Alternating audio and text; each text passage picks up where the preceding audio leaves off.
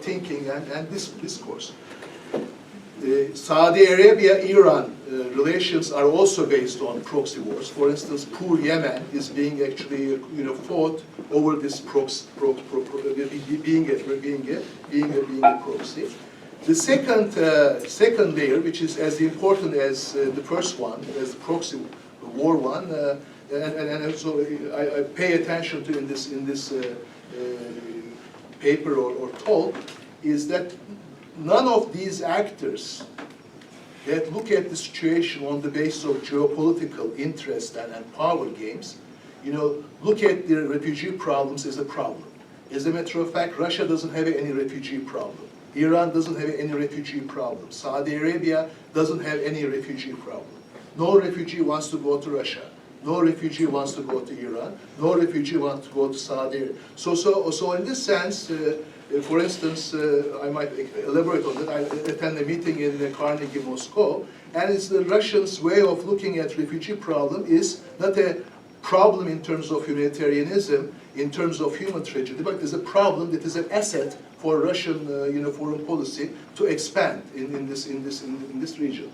So in this sense, there are also interesting disconnects between the way that actors look at the situation and the problems that confront us and face us. The fifth one is what I call the lack of regional leadership. United States is not powerful as before, and the international community is not powerful. European Union is not really actually relevant, and Europe is paralyzed because of the, I will come to that in a second, because of the refugee problem. So in this sense, what Mersheimer calls great powers don't have very much saying in this, in this region. United States actually has a different vision of the region in terms of its sort of foreign policy collaboration, Pacific, China, so on and so forth. But nevertheless, there is definitely a hegemonic leadership problem or hegemonic leadership vacuum going on in this region, which opens up spaces or from which organizations like ISIL and the others feed. And so these things are actually making the problems much more deepened and widened. And then sixthly, with reference to Darul Acemoglu's work, we have also big problem in this region. Even those countries like Egypt, Tunisia, and some of the MENA region countries, where they have actually not bad ranking in the UNDP's Human Development Index, but they actually suffer from lack of inclusive institutions to be able to actually fight against corruption, to be able to go for transparency, accountability, to demand from the state. So we have on the one hand the lack of inclusive institutions, weak civil society, and on the top of it, the idea of what can be called inclusive citizenship, or we call it in Turkey equal citizenship among identities. So we have a kind of a common language, common reference in which different identities might talk about rights and freedoms rather than purely identities and recognition, so on and so forth. That actually also opens a space for the rise of what we call sectarian politics. On the one hand, this fight and all competition between Shiite forces based on Iran and Sunnite forces based on Saudi Arabia and little Turkey. So all of these actually things being discussed in a not something that could be a solution to what goes on, but that could actually escalate the problems. That is a sectarian politics. But of course, the more sectarian the politics becomes, the more people actually talk about the possibility of citizenship, the possibility of rights and freedom. So these are the actually 7 processes, 7 challenges that are going on that actually make the situation problematic. From this 7, I will come to the second part shortly. My argument actually is from this 7 processes and challenges, we have actually 2 significant crises going on at the same time. And one crisis is the crisis of refugee crisis, or the crisis that is constructed on the basis of the refugee problem. Refugee problem, in terms of the numbers, in terms of the implications, in terms of the ability of the state to actually manage the refugee problems, refugee problem is not a problem, it's a crisis. And it's a Euro-centered crisis. And when you look at Europe, when you go to Europe, Rubini is right, I agree with him that the more actually I attend the meetings in Europe, the more actually I travel to Europe, Europe is paralyzed, by this refugee crisis. They cannot handle it. They are racist, they are xenophobic, they are incapacitated, the strongest actor is Germany, and Germany and Turkey are doing bilateral talks. Germany and Europe are actually trying to deal with it, but even Germany, 1 million makes a big challenge. So in this sense, one crisis is actually the refugee crisis, which is European-centered. And this crisis has two components. ISIL is pushing this, and failed state is actually accelerating it. And when you go to Europe, yes, we have actually big massacres in Paris, the possibility of attack in Munich, and all this actually ISIL references. But the focus of the discourse, the focus of the discussion is based on refugees. And Europe, deals with this problem, and Europe focuses exclusively on this, almost exclusively on this refugee problem. But when you come to North America, or especially United States and Washington, you get to the second crisis, and this second crisis actually is the war against ISIL, and whether or not this war can be, won, whether or not it is possible for these coalition forces, United States-led coalition forces, to actually beat ISIL, to kind of contain, to contain ISIL, and in that crisis, we'll talk less about refugees, more about ISIL, and the references are, again, ISIL fight state, but then actually these, countries that are playing these geopolitical games. Russia is extremely important, Iran and Saudi Arabia. As a matter of fact, I don't know if you are following it, it was yesterday, the Geneva negotiations about Syria and ISIL was going to start, but it couldn't start. Now maybe 29th of January it's gonna start.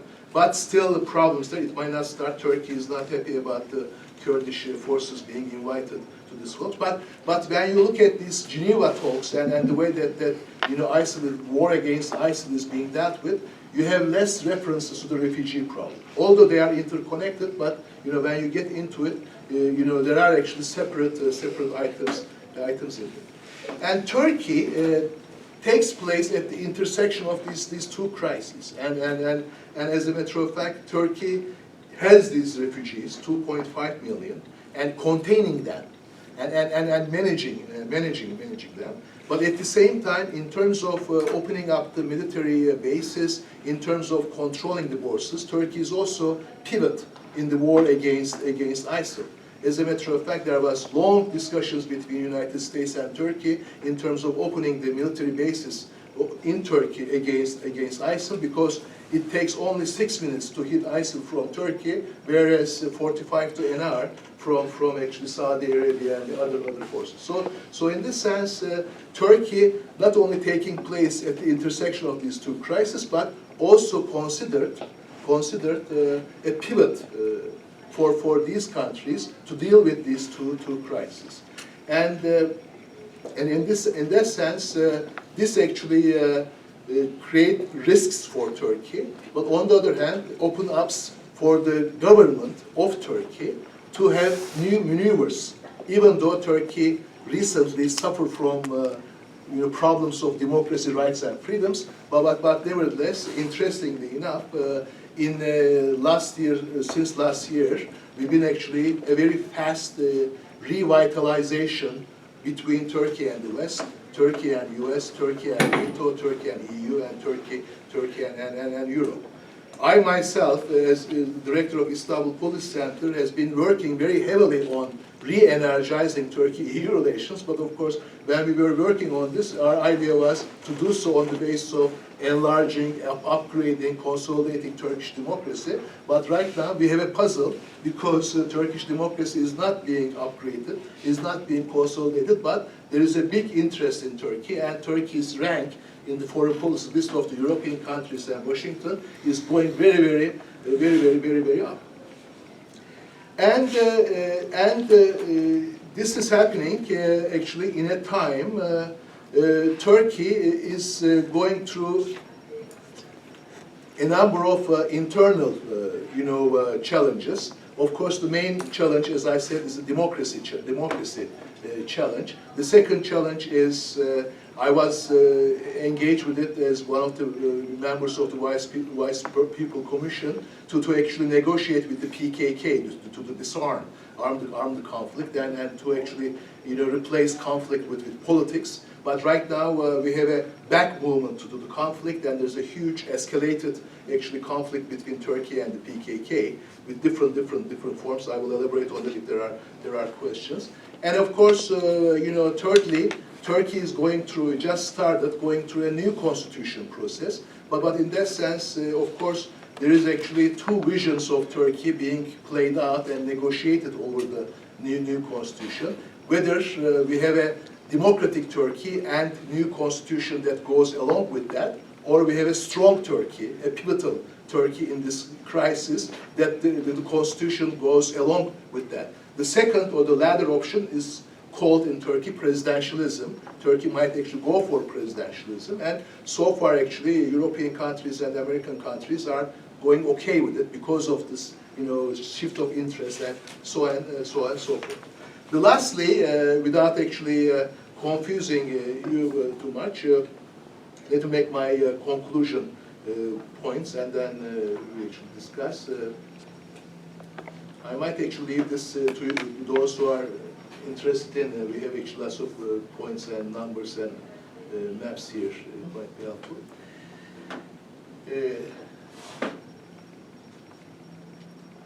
The puzzle actually is, of course, I explained the puzzle a bit. Why this revitalization between the West and Turkey when Turkey is not that democratic and that sort of right-oriented, and why this is happening? Of course, it's happening on the basis of these two crises and Turkey's pivotal role in this crisis. But what it means for Turkey, what it means for Turkey to actually accept this revitalization, this energizing moment. In the Cold War years, from 1945 to 1990, Turkish foreign policy identity was what we call a buffer state identity. Turkey was actually a buffer state between two superpowers. Buffer state, one of the significant buffer state in this balance of power between the two camps. But of course, the Berlin Wall crumbled, the Soviet Union collapsed, and Turkey during the 90s actually had a kind of a foreign policy identity search. We had a little crisis moment because we were not buffer state anymore, because there was no Soviet Union, there was no balance of power. The world going to a new type of post-Cold War period, either multipolar or unipolar, but not bipolar. So you cannot be a buffer in that context. And during the 2000, with the AK Party government, with the EU integration process and everything, Turkey kind of found a foreign policy identity for itself. This was what we call proactive foreign policy, a constructive foreign policy. Turkey is an economically dynamic, entrepreneurial state. Turkey is mediating in the conflicts between different actors in the Middle East, Syria and Israel, and some of the actors in the Balkans, Serbians and Croatians, so on and so forth. It is actually kind of an actor that could talk to Eastern countries and Western countries at the same time. That could be actually a double language, Turkey's double language. Turkey is a bridge. If you come to Turkey and Istanbul, where I live, you see the bridge between East and West, and it says Anatolia, so Asia starts here, Europe starts, kind of things, the geographical bridge. And these are actually energy hub, and so on and so forth. And Turkey was kind of independent in the way in which it actually engaged regionally and globally. there has been an attraction to Turkey, and Turkey is this mural, humanitarian state in Africa. And you know, Turkey is everywhere, in Africa, in Latin America, in South Asia, in the Middle East and everything. And one actually feat of, one of the feat of Turkey was on Europe, strongly Europe with the EU, but also Turkey was expanding towards the East. So in this sense, we had this dialectic that the more stronger Turkey anchored to Europe, the more actually attractive and the more welcoming Turkey will be in Asia, Middle East, and Africa. So there was this, anti-Orientalist, critical on Orientalism, critical on Eurocentrism, East-West connection, rather than divide. But right now, when we look at Turkey, the revitalization process between Turkey and the West, on the basis of these two crises, with Europe and actually with the United States, with NATO and with the EU, I kind of see actually a return to the buffer zone identity. Turkey's interest in Turkey is growing. Turkey's, the place of Turkey in the foreign policy list of these big countries are going up all the time. And everybody is actually interested in Turkey, talking about Turkey. But the discourse that is being used